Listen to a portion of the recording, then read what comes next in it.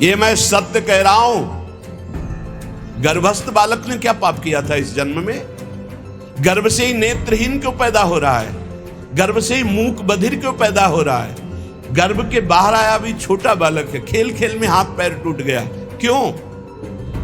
अब जब कर्म का फल आता है तब कह देते हैं कि पूर्व जन्म का कर्म है, उसको भोगना पड़ेगा। बहुत बार समझाने पर भी अज्ञानी जीव तर्क नहीं छोड़ता है। कौन है गिरिराज जी को उठा ले, उठा के दिखावे गिरिराज जी है तो सब में श्री कृष्ण। कोई कृष्ण की समानता कर सकता है? ये जो तर्क करने वाले लोग तार्किक हैं, ऐसे लोगों को करोड़ों शत्रुओं के समान मानकर त्याग देना चाहिए। ये सबसे ज्यादा भक्ति में बाधा पहुंचाती, भक्ति में, ज्ञान में, किसी भी योग में। गीता जी में भगवान ने कहा है, ज्ञानियों का नित्य बैरी है काम, कभी ना घाने वाला महापापात्मा, इसको मार डालो अर्जुन। जो भगवत मार्ग में चलते हैं, बहुत ये गूढ़ विषय है। यहां सावधान किया है कि जो लोग रास के महामहिम स्वरूप को ना जान करके और बहुत सी स्त्रियों के साथ तुच्छ व्यवहार करते हैं, इनको घोर नरक की प्राप्ति होती है। पूज्य भाई जी से हनुमान प्रसाद पोद्दार जी महान भाव में डूबे हुए, जो राधा बाबा जैसे सन्यासी को भी प्रेम रंग में रंग दिया और जिनकी कलम ने लाखों को भगवत प्राप्ति करा दी, वो बोल रहे हैं। ये मैं सत्य कह रहा हूं। सारा संसार परमात्मा स्वरूप है, इसमें मुझे कोई संशय नहीं है।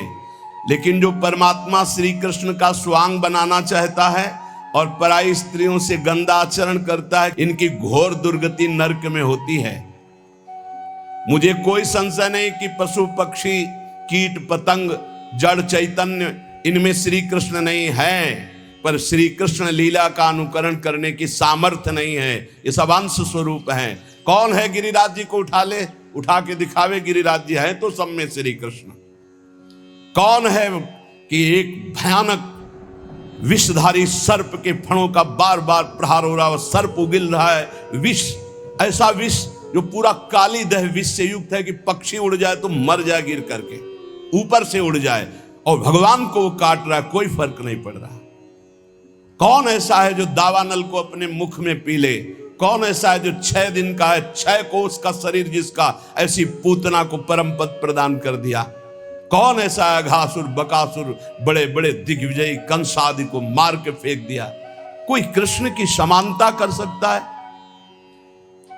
इसलिए भगवान श्री कृष्ण की आज्ञा का पालन किया जाए। ये रास का अनुकरण जो गंदी भावना से करते, इनकी बहुत बड़ी दुर्गति होती है। ये मलिन गंदे काम राज्य को रास नहीं कहते हैं। पांच भौतिक जहां देह ही नहीं है, जहां देह के अंग ही नहीं है, वहां काम लीला कैसे हो सकती है? चिदानंद शरीर में पांच भौतिक विकार नहीं होते। काम का प्रवेश पांच भौतिक शरीर में होता है, ना कि चिदानंद देह में। आत्मज्ञानी कैवल्य मोक्ष पद प्राप्त महापुरुषों में भी काम का प्रवेश नहीं होता, फिर प्रेमी महापुरुषों में, फिर भगवान में। गोपियां साक्षात श्री कृष्ण हैं। जैसे श्री कृष्ण सच्चिदानंद, ऐसे गोपी सच्चिदानंद। जैसे आत्मा सच्चिदानंद, ऐसे गोपी सच्चिदानंद।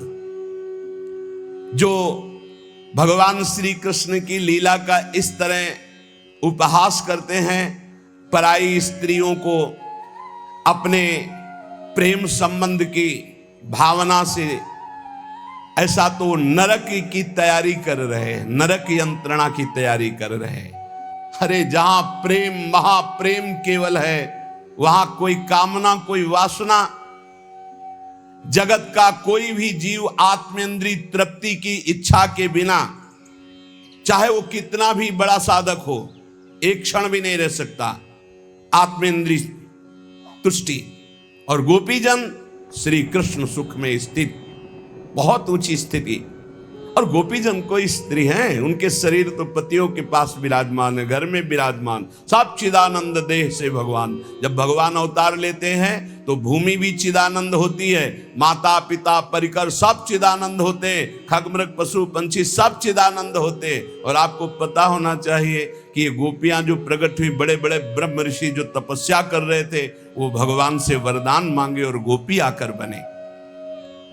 जो इस लोक में इस महान परम पावन भक्ति का दुरुपयोग करते हैं, वो परलोक में नरक की यंत्रणा, इस लोक में निंदा भय क्लेश कष्ट प्राप्त करते हैं। शास्त्र में कहा गया है, यस्पीह वा अगम्याम स्त्रियम पुरुषः अगम्यम। बहुत ध्यान से सुनिए ये सूत्र, यस्वी वा अगम्याम स्त्रियम पुरुषः अगम्यम वा पुरुषम योषद विगच्छति तावमुत्र कसया ताड़यन्तस्तिग्मया सूर्म्या लोहमय्या पुरुषमालिंगयन्ति स्त्रियम चा पुरुष रूपया सूर्म्या। यदि कोई दूसरे की स्त्री से छल कपट करके व्यवहार बना करके उसके साथ संभोग करता है तो उसे लोहमयी जलती हुई स्त्री से बहुत काल तक आलिंगन कराया जाता है, वैसी चेष्टा कराई जाती है। यस्वी वा अगम्याम स्त्रियम पुरुषः अगम्यम वा पुरुषम योषधवगच्छति तावमुत्र कसया ताडयन्तस्तिग्मया सूर्म्या लोहमय्या पुरुष मालिंगयति। पुरुष माल, उस पुरुष को नरक में ऐसी यंत्रणा। और जो स्त्री अपने पति को धोखा देकर दूसरे पुरुष का, तो वो चा पुरुष रूपया सूर्म्या, वो पुरुष रूप लोह से जलती हुई लोहे की मूर्ति, उससे उसको आलिंगन बहुत वर्षों तक कराया जाता है। नरक में भीषण यंत्रणा उसको प्राप्त होती है। इस नरक का नाम है तप्त शूर्मी नरक। और फिर इसके बाद जब उसका जन्म होगा तो भयानक भयानक रोगों से पूरा जीवन पीड़ित रहेगा, जो दूसरी माताओं बहनों के साथ बेविचार करता है। अब जब कर्म का फल आता है तब कह देते हैं कि पूर्व जन्म का कर्म है, उसको भोगना पड़ेगा। हमारे साथ भगवान अन्याय कर रहा है, हमने कोई पाप कर्म नहीं किया। अगर कर्म का फल नहीं है तो गर्भ से ही बालक अपंग कैसे पैदा हो रहा है? गर्भस्थ बालक ने क्या पाप किया था इस जन्म में? गर्भ से ही नेत्रहीन क्यों पैदा हो रहा है? गर्भ से ही मूक बधिर क्यों पैदा हो रहा है? गर्भ के बाहर आया भी छोटा बालक है, खेल खेल में हाथ पैर टूट गया, क्यों? कौन सा अपराध उसने अभी किया है? ये पूर्व का है। नहीं, पूर्व का क्या प्रमाण है कि उसका जन्म हुआ है? नहीं, लाखों बार जन्म हुआ है। अगर प्रमाण ही देखना है तो देखो, भय, प्यार, प्राण पोषण, इसका पूर्वाभ्यास उसको है। पुचकारो छोटे से बालक को, वो किलकारी मारेगा। ये किसने सिखाया है कि ये प्यार का लक्षण है? ऐसे करो, वो रोने लगेगा। ये किसने? ये भय का लक्षण है। और उसके मुख में दुग्ध लगा दो, पीने लगेगा, प्राण पोषण। ये कैसे जाना? किसने सिखाया है कि देखो ये तुम्हारे मुंह पे जब लगाया जाएगा इसको तुम्हें पीना है? उसको ज्ञान है क्या?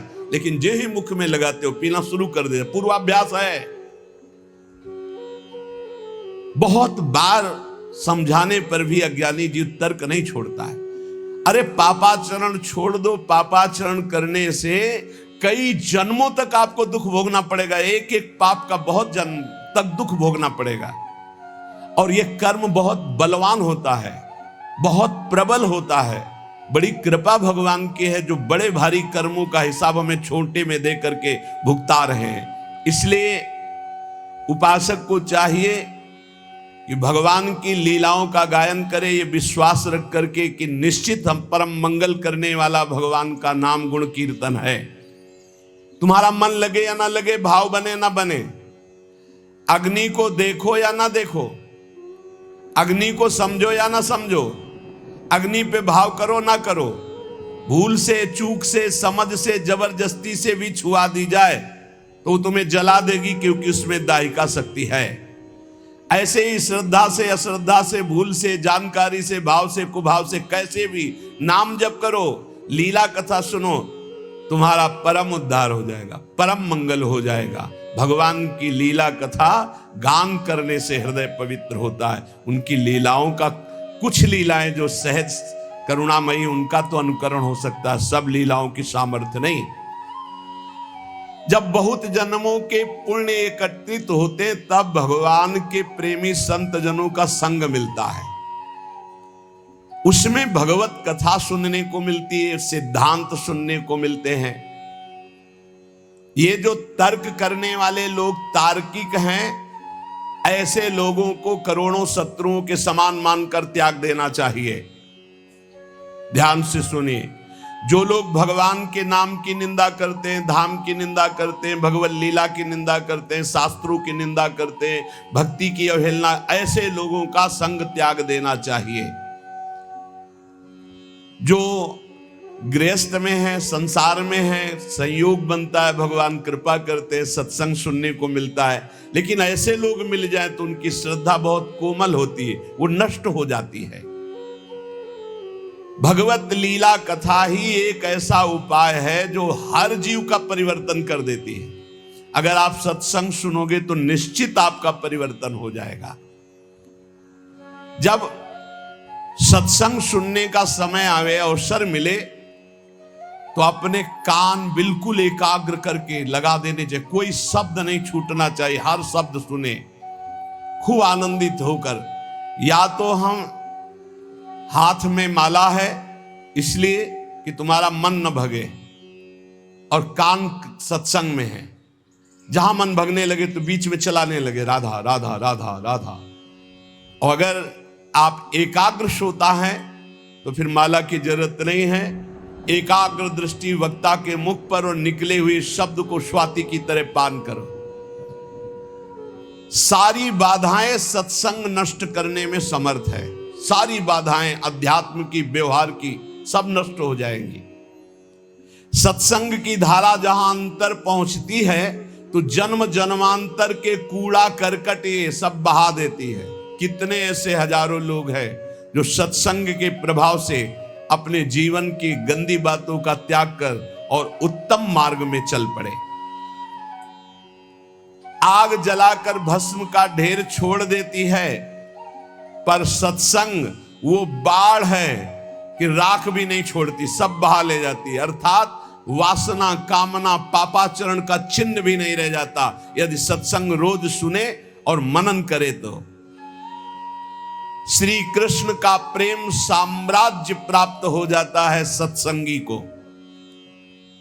जहां श्रोता के मन में वक्ता की परीक्षा लेने की बात आती है कि देखे चल के कैसा ज्ञान है इनको, तर्क करने की बात आती, विवाद करने की बात आती, उन श्रोताओं को विशेष लाभ नहीं मिलता। जो केवल रस पीने की इच्छा, क्या भगवत चर्चा का रस है, आहा आनंद, आज तो सौभाग्य हो गया कि हमें सत्संग सुनने को मिला। ये परिवार, रुपया, पैसा, नाना प्रकार की भोग सामग्री, पद तो सबको मिल रहे हैं, पापियों के पास भी है। सुतदारा धन लक्ष्मी पापियों के घर हो, संत समागम हरि कथा तुलसी दुर्लभ दोय। कथा ये भगवान की ऐसी महामहिमामयी है कि सुनने मात्र से भगवत प्राप्ति करा देती है। देखो, बड़े याज्ञिक और विद्वान हैं, वेदज्ञ हैं मथुरा के ब्राह्मण, लेकिन इनको भगवत दर्शन नहीं हुआ। और उनकी पत्नियां केवल भगवत चर्चा सुनती हैं। वृंदावन से मालिनी पुष्प लेके जाते, आज ठाकुर जी ने ऐसा श्रृंगार किया था, आज लाल बिहारी ने उस असुर का वध किया। सुन सुन करके इतनी प्रबल लालसा जागृत हुई कि वो भोग लेकर के सीधे भगवान को पवाया और दर्शन प्राप्त किया। रत्नावती जी ने और कभी कोई साधना नहीं की थी, केवल दासी ने भगवत चर्चा सुनाई। तो भगवत चर्चा सुनते सुनते ऐसी महान की भक्त भूप उनको कहा श्री नाभाजी ने। ये अंतरंग लीला में प्रवेश, जब बाहर सुनते सुनते तो अंतरंग लीला में सीधे प्रवेश सत्संग करा देता है। भगवान की लीला कथा ऐसी है कि अगर कानों में शब्द पहुंच जाए तो पाप और ताप दोनों का नाश कर देती है। पर जो श्री कृष्ण के भक्त हैं, प्रेमी है, उन्हीं के मुख से सुनने पर यह परिवर्तन होता है, अन्यथा नहीं। यहां पूज्य भाई जी महाराज कह रहे कि ऐसा लीला कथा का प्रभाव कि सीधे भगवत प्राप्ति। तो जो श्री कृष्ण के भक्त हैं, प्रेमी हैं, जो रुपया के भक्त नहीं, मान प्रतिष्ठा के भक्त नहीं, व्यवहार के भक्त नहीं, केवल परमार्थ के भक्त हैं, उनको ये वाणी में उनमें प्रवीणता होती है, यह सामर्थ्य होती है कि जीव के स्वभाव का परिवर्तन मर्दन करके उसमें भागवतिक स्वभाव प्रकाशित कर देना। जब कोई श्री कृष्ण भक्त, श्री कृष्ण प्रेमी भगवत चर्चा करता है तो अहोभाग्य, बड़ा सौभाग्य उसका जिसको सुनने को मिलता है। तब उसके पाप ताप सब भस्म हो जाते हैं, क्योंकि उनकी वाणी श्री कृष्ण से जुड़ी हुई है, उनका चित्त श्री कृष्ण से जुड़ा हुआ है। अतएव जो शब्द उच्चारण करते हैं उसमें श्री कृष्ण की सामर्थ्य होती है और जीव का परिवर्तन कर देती है। ज्ञान योग से भगवान को ब्रह्म समझकर भजने वाले संसार से मुक्त होना चाहते हैं। अष्टांग योग वाले समाधि में स्थित होकर परमात्मा की दिव्य सिद्धियां और ज्योति दर्शन पाना चाहते हैं। ऐश्वर्य ज्ञान युक्त भक्त लोग सामीप्य, सायुज्य आदि मोक्ष चाहते हैं। ये सब आत्महित चाहते हैं। लेकिन सत्संगी श्री कृष्ण प्रेम चाहता है। इसीलिए कहा तात स्वर्ग अपवर्ग सुख धरी तुलाए कंग तूल न ताय सकल मिल जो सुख लव सत्संग। सत्संग सीधे भगवत प्रेम, सत्संगी सीधे भगवत प्रेम चाहता है। श्री कृष्ण के साथ, प्रभु के साथ ममता हो जाना ये सबसे बड़ी बात है। और उस ममता का स्वरूप प्राण वल्लभ श्री कृष्ण, प्राण वल्लभ, प्राणों से भी अधिक प्रीतम हमारे प्यारे हैं। प्राण देना पड़े तो ऐसे पुष्प की तरह दे दे। अपने सारे सुखों को भूलकर अपने प्यारे के सुख में मगन होना, इसे प्रेम कहते हैं। ढूंढो अपने हृदय में कहां प्रेम है। या अपने सुख के लिए प्यारे से प्यार करना कि मुझे सुख मिलता है, लेकिन प्यारे के सुख के लिए अपने सारे सुखों को भूलकर, यह अनुराग है। अपने सुख दुख की परवाह नहीं, प्यारे की इच्छा में इच्छा मिलाकर उनकी आज्ञा पालन करना। ये दुष्ट स्वभाव वाले नहीं समझेंगे ये बात। उनको अपनी वासनाओं की पूर्ति चाहिए, अपनी इच्छा की पूर्ति चाहिए, नहीं समझेंगे। सत्संग का रंग जब चढ़ेगा तो अपने सुख दुख की परवाह भूलकर अपने प्यारे की आज्ञा में चलना, प्यारे की इच्छा पूर्ति करने की भावना रखना, भगवान की कृपा से हो जाएगा। ये ऐसा भाव हो जाएगा। है दुर्लभ, बड़ा कठिन भाव है। सुसुख वांछा का त्याग करके तत्सुख, पर कृपा शक्ति में इतना महान बल है कि जितनी भगवान की शक्तियां वो सब कृपा शक्ति का अनुसरण करती है। भाई जी महाराज कह, इसलिए तुम हर समय कृपा मनाओ कि मेरे ऊपर लाडली जी की बहुत कृपा है। जो कृपा शक्ति का आश्रय ले लेता तो कृपा शक्ति का अनुसरण भगवान की अनंत शक्तियां करती है। यहां तक कि कृपा शक्ति इतनी बलवान है कि भगवान को भी अधीन करवा देती है। कृपा से ही इतनी कृपा है कि भगवान को भी अधीन करा देती है। भगवान बंधन स्वीकार कर लेते हैं भक्त का कृपा से। इसलिए भगवान की जितनी कृपा मनाते रहोगे उतना ही आपको अनुभव होता रहेगा कि आपकी अध्यात्म उन्नति हो रही। बहुत बड़ा ये शब्द है कृपा। इसका परिचय साधना में, जब अहम ग्रह साधना थी तब परिचय नहीं था। कृपा बहुत बड़ा, कृपा से सब कुछ हो जाता है, सब कुछ कृपा से हो जाता है। बस हर समय अनुभव करते रहो। श्रीमद् भागवत में लिखा है कि श्लोक में अर्थ है उसका ये है कि जो हर समय भगवान की कृपा मनाता रहता है, जो दुख सुख आता है उसे भोग लेता है और भगवान की स्मरण में तन्मय रहता, कृपा मनाता, बड़ी कृपा। दुख आया तो बड़ी कृपा, सुख आया तो बड़ी कृपा, विपत्ति आई तो बड़ी कृपा, संपत्ति आई तो बड़ी कृपा। तो वो भगवान को ऐसे प्राप्त हो जाता है जैसे पिता की प्रॉपर्टी पर पुत्र का स्वयं अधिकार हो जाता है, ऐसे भगवत प्राप्त हो जाता है। अखिल रसामृत मूर्ति प्रभु की प्राप्ति का सहज और सर्वश्रेष्ठ उपाय है चित्त वृत्ति का निरंतर अविच्छिन्न रूप से प्रभु में लगे रहना है। ये हजारों बार चर्चा हुई, इसको पकड़ो। चित्त वृत्ति का निरंतर प्रभु में लगे रहना, चाहे तुम सकाम से हो चाहे निष्काम से, चिंता मत करो। सकाम से भी हो, प्रभु का चिंतन बनने लगे। श्री चरणदास जी महाराज, जिन्हें हरि भक्ति प्यारी हो, माता पिता सहज छुटी जावे, छुटे सुत अरु नारी हो। देखो यहां छूटने का मतलब राग से है। राग छोड़ने से मतलब परिवार में रहते हुए सब में भगवत भाव हो जाए तो हरि भक्ति, और परिवार छोड़कर चाहे जहां भाग के जाओ नया परिवार बन जाता है। अगर राग है तो शिष्य राग से भी दुर्गति हो जाएगी, शिष्य राग से भी दुर्गति हो जाएगी। एक सिद्ध संत जा रहे थे, उनके साथ कई शिष्य थे, तो एक केचुआ समझते हैं ना, जो मिट्टी खाता है, बहुत कोमल शरीर वाला होता है, और लाल चींटी उसमें लाखों चिपटी हुई थी।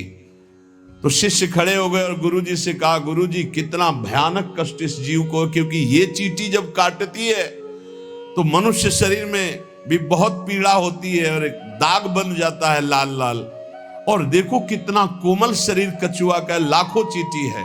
बोले मैं ध्यान के द्वारा देखकर कह रहा हूं, ये पूर्व जन्म में गुरुजी थे केचुआ जी, और ये जितने सब चेला जी हैं ये सब पीड़ा पहुंचा रहे हैं, क्योंकि इन्होंने ठग करके इनसे अर्थ का शोषण किया था, और इन्होंने विवेक पूर्वक गुरु नहीं बनाया था, तो दोनों की दुर्गति हो गई। ये चींटी बनकर गुरुजी को नोच रहे हैं और गुरुजी कछुआ बनकर के। बहुत होश में, यदि भगवत मार्ग विमुख विषय चिंतन, विषय क्रिया, विषय विचार से युक्त हो तो भगवान की प्राप्ति नहीं दुर्गति प्राप्ति है। और यहां कह रहे हैं कि यदि भगवान के चरणारविंद की भक्ति में तुम्हारा चित्त है तो कहीं राग नहीं रह जाएगा। राग बहुत खतरनाक है, ये विष है राग। राग बहुत बड़ा विष है, क्योंकि जहां प्रतिकूलता हुई तहां द्वेष हो गया। राग और द्वेष यही जन्म मरण का बंधन है। राग द्वेष दोनों खोइए तब खोजिए पद निर्वाण। जब भक्ति का रंग लगता है तो लोक भोग फीके लगे, समस्तुति गारी हो, हानि लाभ नहीं चाहिए, सब आशाहारी हो। कोई भी आशा जब तक हृदय में है तब तक भक्ति का रंग नहीं आया। केवल एक आशा प्रभु की, प्रभु से नहीं, प्रभु की आशा।